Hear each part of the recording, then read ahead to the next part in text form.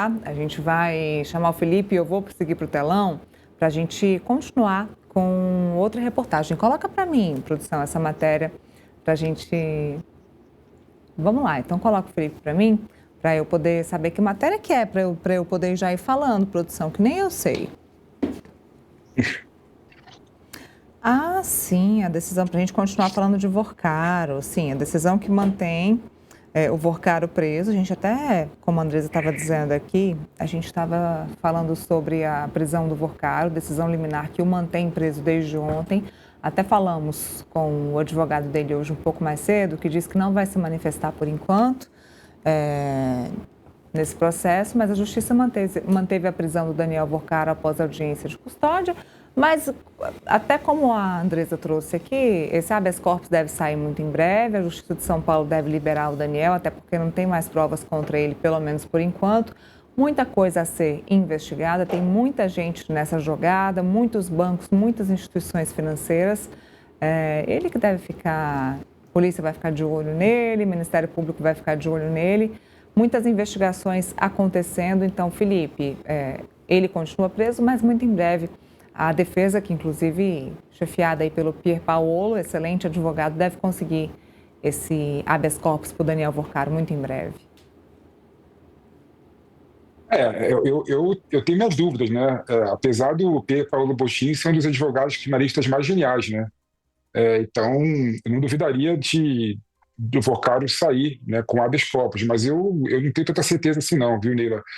E vou lembrar o seguinte, o ponto que eu acho importante em relação a essa matéria, né, é que a audiência de custódia, ela não analisa o mérito, ela não analisa a legalidade, né, estrita da situação do preso, né?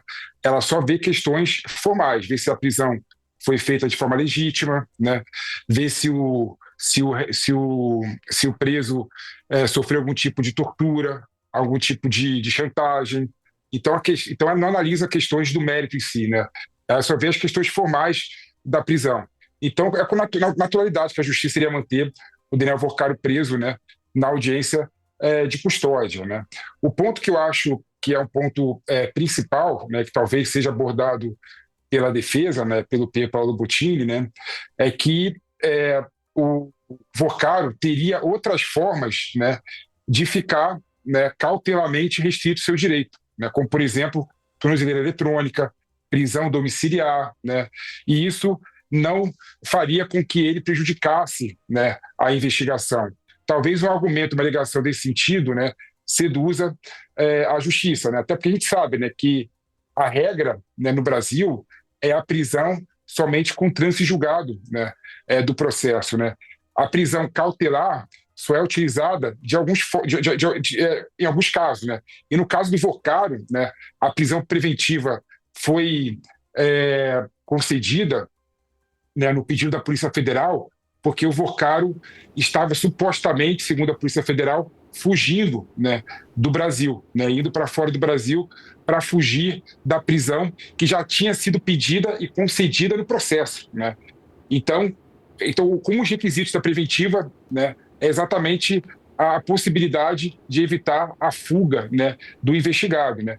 E se a defesa provar que o Vorcaro não irá fugir, né, e ter outros instrumentos para evitar a fuga do Vorcaro que não seja, né, a prisão preventiva, há a possibilidade do Vorcaro ser libertado, né, com habeas corpus. Mas esse caso, na minha opinião, Neila, tem tanta imprensa, tanta opinião pública contrária, né, que eu não sei se é tão simples assim, né? Tudo bem que os juízes têm que decidir, né, sem olhar para a opinião pública, mas é difícil, né, como diz o ministro Fux, né, um juiz com a toga não sentir, né, no seu peito, né, o clamor popular.